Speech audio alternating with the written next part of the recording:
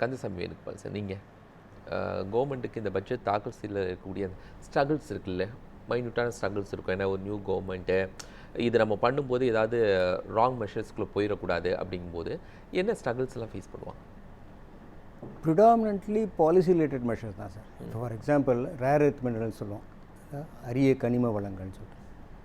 ஒரு 10-20 வருஷத்துக்கு முன்னாடியே நம்ம பார்த்தோம் தூத்துக்குடியில் நம்ம தோரியம்லாம் இருக்குது அப்படின்னு. இன்னி வரைக்கும் அதை நம்ம கேப்டலைஸ் பண்ணல. அதுக்கு எஃப்டிஏ வேணுமா, இல்லை லோக்கலில் இருக்க டாட்டா போகிறோமா, இல்லை வேறு யாராவது போகிறோமாங்கிறது வேறு விஷயம். சின்ன சின்ன நுவான்சஸ், அதாவது இப்போது இவி இருக்குது, எலக்ட்ரிக் வெஹிக்கிள்ஸ், அதில் நம்ம கொஞ்சம் முன்னோடியாக தான் இருக்கும். ஆனால் ரொம்ப ஸ்ப்ரெட் ஆகலை. இவி இருக்கட்டும், இல்லை இப்போ க்ரீன் ஹைட்ரஜன் சொல்கிறாங்க தூத்துக்குடியில் வரப்போகுதுன்னு சொல்கிறோம், அதுவாக இருக்கட்டும், இல்லை ஷிப் பில்டிங்காக இருக்கட்டும். ஒவ்வொரு இண்டஸ்ட்ரியிலையும் என்ன நம்ம அவளுக்கு தேவை அப்படின்றத நம்ம ஈஸியாக கண்டுபிடிச்சிட முடியும். அதை அவங்களுக்கு ஃபெசிலிட்டேட் பண்ணணும். அதுக்காக நீங்கள் பெரிய பட்ஜெட் அலோகேஷன்லாம் பெருசாக தேவையில்லை. It is only more of policy measures தான். அதை ப்ராப்பராக இம்ப்ளிமெண்ட் பண்ணுறது தான் பெரிய சிக்கல். இப்போது வெறும் தோரியம் மட்டும் வச்சுக்கலாம். இப்போ 100 நியூக்ளியர் ரியாக்டர்ஸ் இந்தியாவில் பண்ணப்போம்.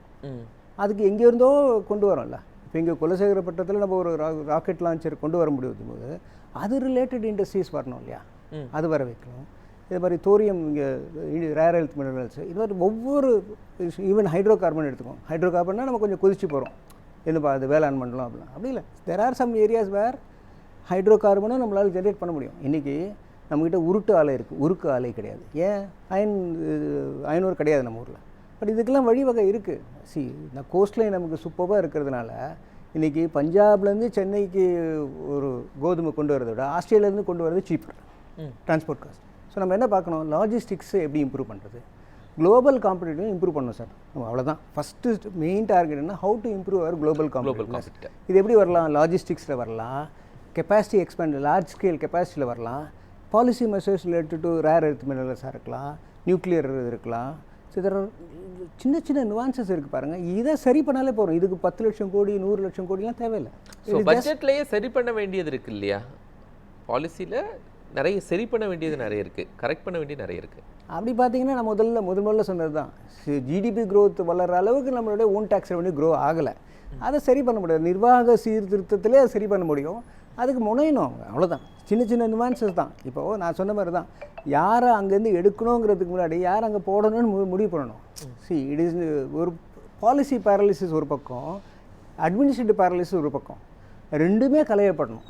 It takes time, I am not denying. ஒரு 3-4 மாதத்தில் ஒரு 30 வருஷம் இதை மாற்றிட முடியுமானா முடியாது. பட் முடியாதுன்னு எவ்வளோ நாளைக்கு சொல்லிட்டு இருக்க முடியும். ஸோ அதுக்கான முனைப்பை தான் பார்க்குறேன் இந்த பட்ஜெட்லப்பா. We want to support industry, we want to support social welfare, we want to support infrastructure. 3 தானே சார், ஒன்று சோஷியல் வெல்ஃபேர், இன்னொன்று இன்ஃப்ராஸ்ட்ரக்சர், இன்னொன்று இண்டஸ்ட்ரி. இது 3 சரி பண்ணால் 4வது அக்ரிகிட்ட. இப்போ கொஞ்சம் we have been behind in agriculture. இன்றைக்கி பெஸ்ட்டு ஈல்டு சுகர் கேனில் யாருன்னா தமிழ்நாடு தான். ஆனால் வி ஆர் ஸ்டில் இம்போர்ட்டர்ஸ். அப்படின்னா நம்மளுடைய தேவையை விட நம்மளோட ப்ரொடக்ஷன் கம்மி தான். ஓகே. ஸோ இது மாதிரி ஒவ்வொரு ஆஸ்பெக்ட்லையும் நுவான்சஸ் பார்க்கணும். ஒவ்வொரு இண்டஸ்ட்ரியிலும் என்னென்ன ப்ராப்ளம் இருக்குது, அதை எப்படி சரி பண்ணலாம். சில இடத்துல நம்ம இப்போது டேட்டா சென்டர்ஸ் எடுத்துக்கோங்க, ஜிசிசி எடுத்துக்கோங்க, அதுக்கான டிசைன் நம்ம பண்ணுறோம். இப்போயும் we are one of the very good designer. Sir சொன்ன மாதிரி இப்போது ஃபுட்வேரில் டிசைன்கிறது கல்கட்டாவில் தான் இருக்குது. இப்போயும் டிசைனுக்கான இன்ஸ்டியூட்டு, சென்ட்ரல் கவர்மெண்ட்டோட இன்ஸ்டியூட்டு கல்கட்டாவில் தான் இருக்குது. பட் நம்ம மாணவர்கள் அங்கே போய் படிக்கிறாங்க இல்லையா. So design is one area where we can concentrate much.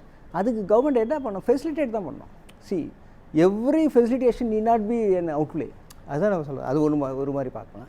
இன்னொன்று, அவுட்லே முக்கியமாக அவுட்கம் முக்கியமானா அவுட்கம் தான் முக்கியம். அஃப்கோர்ஸ் அவுட்லே இருந்தால் தான் அவுட்கம் வரும், நான் இல்லைன்னு சொல்லலை. இவ்வளோ அலோகேட் பண்ணியிருக்கோம்ப்பா, அதனால் இவ்வளோ பேர் பயனால் அடைஞ்சிருக்காங்க அப்படிங்கிற ஒரு ஸ்டேட்மெண்ட்டே இல்லை நம்ம இது வரைக்கும். சென்ட்ரல் கவர்மெண்ட்டில் கொடுக்குறாங்க, ஸ்டேட் கவர்மெண்ட்டில் அவுட்கம் பட்ஜெட்னு ஒன்று இல்லவே இல்லை இன் ரியல் சென்ஸ். நம்ம பயனாளிகள் இல்லவே இல்லை இது வரைக்கும். அது மாதிரி பெஸ்ட்டு ப்ராக்டிசஸ் எவ்ரிவேர். இப்போ கர்நாடகா எடுத்துக்கிட்டிங்கன்னா irrigation is exceptionally good sir. அங்கே சூப்பர்ப் இரிகேஷன் இன்ஃப்ராஸ்ட்ரக்சர் கர்நாடகாவில் இருக்குது. அதுதான் ஒவ்வொரு எங்கெங்கெல்லாம் என்னென்ன பெஸ்ட் ப்ராக்டிசஸ் இருக்கோ அதை எப்படி தமிழகத்துக்கு கொண்டு வரணும் அப்படின்னு ஒரு திங்க் டேங்க் வேணும். இப்போ நீங்கள் சொன்ன மாதிரி ஒரு ஸ்டேட் பிளானிங் கமிஷன் இல்லைங்கிறது அது பெரிய விஷயம் இல்லைன்னு கடந்து போக முடியாது. ஸோ அங்கங்கே என்னென்ன நுவான்சஸ் கமிஷன் அதை ட்ராப் பண்ணிட்டு அப்படியே போயிட்டு இருக்கிறோம் இல்லையா. எஸ், அந்த சின்ன சின்ன நுவான்சஸ் ஒவ்வொரு இண்டஸ்ட்ரிக்கும் இருக்குது பாருங்கள். அவளோட பேசினாலே தெரியும் என்ன ப்ராப்ளம், நான் என்ன பண்ணினா வி கேன் ஸ்கேல் அப். இப்போது வெறும் ஆட்டோ நம்ம தொலைநோக்கு பார்வையை பற்றி பார்க்கும்போது ஒரு பிளானிங் கமிஷனுடைய தேவை இருக்குல்ல, ரைட் ஆர் ராங், பட் அந்த ஒரு மாடல் ஸ்ட்ரக்சர் தேவை இருக்குல்ல. என்ன ப்ராப்ளம்னா சார், அது வெறும் ரெக்கமெண்டேட்டரி பாடியாக ஆகிடுது. அப்போது அதுக்கான ரெலவன்ஸ் குறைஞ்சிடுது. ஆனால் அவங்களுக்கு அந்த இன்டெலிஜென்ஸ், அந்த நாலேஜ் பேஸ், அந்த wisdom, I am not denying that, அந்த நாலேஜ், அந்த விஸ்டம் அதெல்லாம் இருக்கிற பீப்புளாக அங்கே போட்டு அதனோட இம்ப்ளிமெண்டேஷன் வரணும். See at the end of the day இப்போ அப்துல் கலாமை நம்ம ஏன் கொண்டாடுறோம்? இம்ப்ளிமெண்டேஷன் ஆச்சு. சரி, இப்போ ஏன் இந்த கவர்மெண்ட் ஒரு பிளானிங் கமிஷனை டிசைன் பண்ணாமல் அதுக்கான மெம்பர்ஸ், வைஸ் பிரசிடென்ட் யாருமே போடாமல் ஒரு பட்ஜெட்டுக்குள்ளே போகிறாங்க? let us give them the benefit of doubt. வரட்டும், இட் ஷுட் கம்ங்கிறது தான் நம்மளுடைய இது.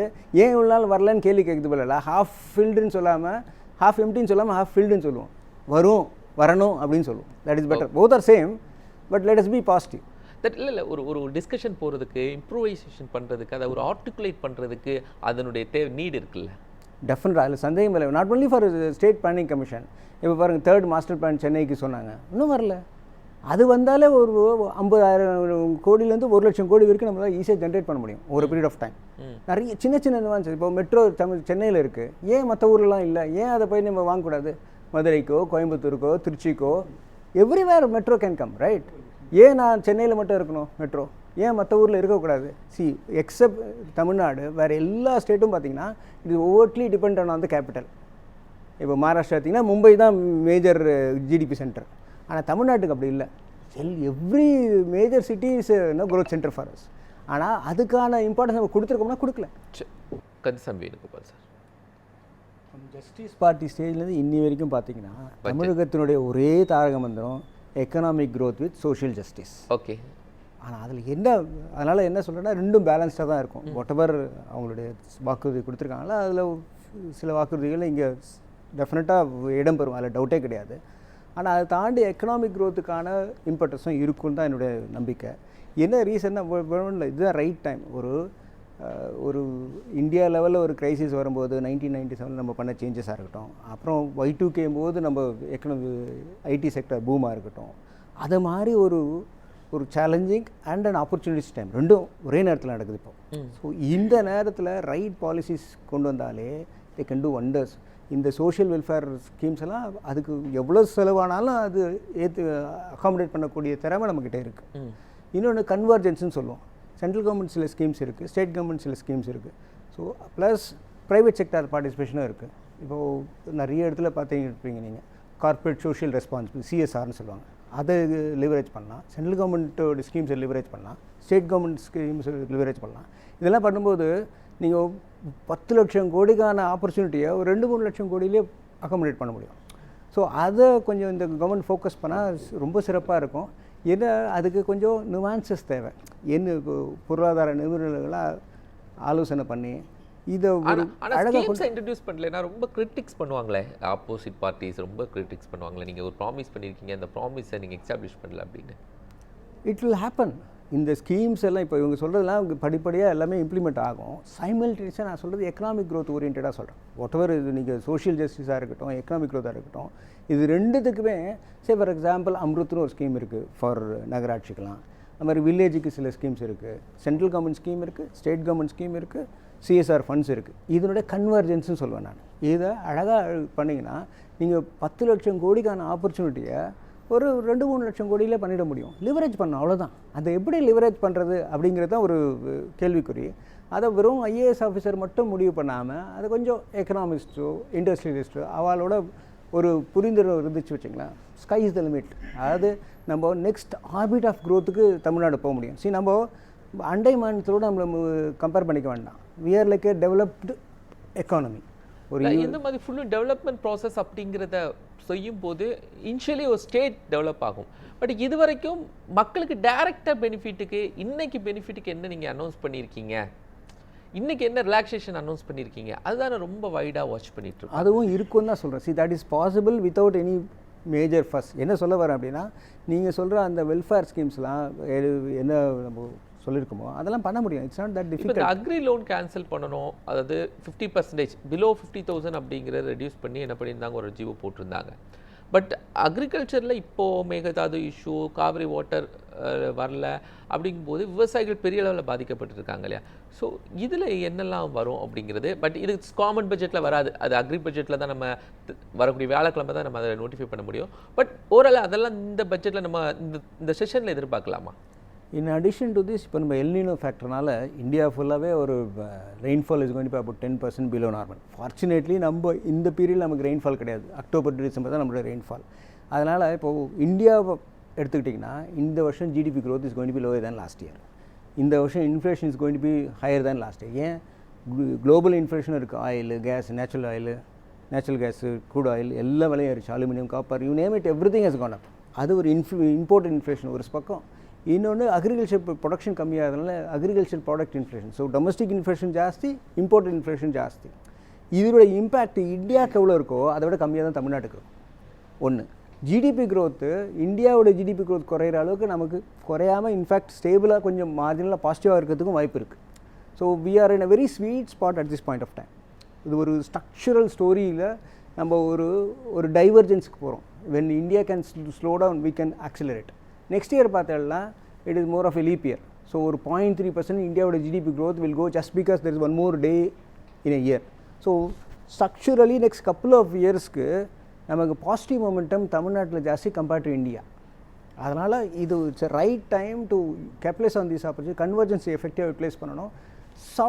சோஷியல் வெல்ஃபேர் ஸ்கீம்ஸ் போட்டுக்கலாம், ஒன்றும் தப்பு கிடையாது. See, it is not sin, ஒரு பாவம் கிடையாது. அது it only thing you have to ensure that it goes to the right person the right time. அது பண்ணிட்டோன்னா அது பண்ண முடியும். There are enough resources available இந்த கண்ட்ரி, இந்த ஸ்டேட். அதை இன்னும் பெருக்கிறதுக்கு நிறைய வாய்ப்பு இருக்குது. அதை சரியாக ஐடென்டிஃபை பண்ணி ஆப்டிமலாக கேபிட்டலைஸ் பண்ணணும். அவ்வளோதான், as simple as that. Kandasamy sir, நான் இதை எப்படி சொல்லுவேன்னா, short, medium and long term goals மூணும் முக்கியம். இன்றைக்கி ஷார்ட் டேர்ம் கோல்ஸ் என்ன? Couple of schemes which they announce, அதை இம்ப்ளிமெண்ட் பண்ணணும். மீடியம் டேர்ம் கோல்ஸ் இல்லைன்னா அவங்களுக்கு மீனை கொடுக்கறதுக்கு பதிலாக மீனை பிடிக்க கற்றுக் கொடுக்கணும். லாங் டேர்ம் கோல்ஸ் என்ன? We should optimally capitalise on global opportunities. இது மூணுத்துக்கான வரையறையும் இதில் இருக்கணும். இதை தாண்டி வேறு என்ன இருக்க முடியும் அப்படின்னா, நான் சொன்ன கன்வர்ஜென்ஸ் தான். கன்வர்ஜென்ஸ் மூலமாக பல லட்சம் கோடிக்கான ஆப்பர்ச்சுனிட்டியை தமிழ்நாடு பெற்றுக்கொண்டே இருக்க முடியும். ஒரு நெக்ஸ்ட் 10 இயர்ஸ், ஒரு தசாப்தத்துக்கு வரத்துக்கூடிய ஆப்பர்ச்சுனிட்டி நம்மக்கிட்ட இருக்குது. இப்போ ஆனால் அதுக்கு சில அட்வான்சஸ் தேவை. இப்போ ஏரோஸ்பேஸ் சொன்னால் 1% ஆஃப் த குளோபல் டிமாண்ட் தான் நம்ம இந்தியா ஃபுல்லாகவே கேபிட்டலைஸ் பண்ணுறோம். ஆனால் தமிழ்நாட்டில் பெருசாக ஏரோஸ்பேஸே கிடையாது, அன்ஃபார்ச்சுனேட்லி. இல்லை அதுங்க இப்போ ஏரோப்ளேன் ஒரு பெரிய கம்பெனிஸ் வர்றதுக்கு இது தேவை இருக்குது. பட் ஒரு சின்ன கம்பெனிஸு, சிறு குறு தொழில், இவங்களுக்கு ஒரு பெனிஃபிட்ஸ் அவங்க கேட்பாங்கல்ல, அது ரிஃப்ளெக்ட் ஆகுமா? அதை தான் சொல்கிறேன். நான் சொல்கிறேன், இந்த எம்எஸ்எம்இஸ் தான் இந்த ஏரோஸ்பேஸ்க்கான ஸ்பாட்ஸ் கொடுக்க போகிறாங்க. ஏதோ டாட்டாஸும் பிர்லாஸும் பண்ணணும்னு அவசியம் இல்லை, அவங்களும் பண்ணுவாங்க. பட் சிறு தொழில் இருக்கவங்களும் பண்ணலாம். சார், ஒரு ஏரோப்ளைன் எடுத்திங்கன்னா ஒரு போல்ட் நெட்டு கூட தேவையில்லை, ஆனால் அதுக்கான precision requirements are higher. So எல்லா ரேஞ்சிலும் பண்ணணும். Budget should be equitable to all. Equal to all தேவையில்லை, ஈக்விட்டபிள் டு ஆல். எல்லா சமூகத்தையும் அட்ரஸ் பண்ணணும், அவங்களுடைய தேவைகளை அட்ரஸ் பண்ணணும். ஷார்ட், மீடியம், லாங் டேர்ம்குள்ள அழகாக பிரிச்சுக்கிட்டு சிலதை பட்ஜெட்டில் அனௌன்ஸ் பண்ணலாம், சிலது ப்ராப்பராக சப்சிக்வெண்ட்டாக இம்ப்ளிமெண்ட் பண்ணலாம். So budget is not the only place where you share all the policy documents, framework, அதெல்லாம் பண்ணணும் அவசியம் இல்லை. இட்ஸ் நல்ல ஒரு துவக்கம். It starts here. அன்ஃபார்ச்சுனேட்லி அந்த ஒயிட் பேப்பரில் பெரிய டிஸ்கஷன்லாம் நடக்கலை. பியாண்டு இது மாதிரி ஒரு நியூஸ் மீடியாவை தாண்டி பப்ளிக் லெவலில் ஒரு டிஸ்கஷன் பெருசாக நடக்கலை. அதனால் நான் என்ன சொல்ல வரேன்னா, அந்த எதிர்பார்ப்பு இருக்க தான் செய்யும். அதை சாட்டிஸ்ஃபை பண்ணுறது ஒரு பிரச்சனையும் இல்லை. இது நான் எதிர்பார்ப்பை சாட்டிஸ்ஃபை பண்ணுறதுனால எனக்கு medium to long term goals affect ஆகும்னா ஆகாத மாதிரி நம்மளால் அழகாக அக்காமடேட் பண்ண முடியும். அதுக்கான திறமையும் குவாலிட்டி ஆஃப் மேன் பவரும் நம்மகிட்ட இருக்குது. இது ஒரு நல்ல opportunity for Tamil Nadu to capitalise for the next one full decade. Okay, thank you sir.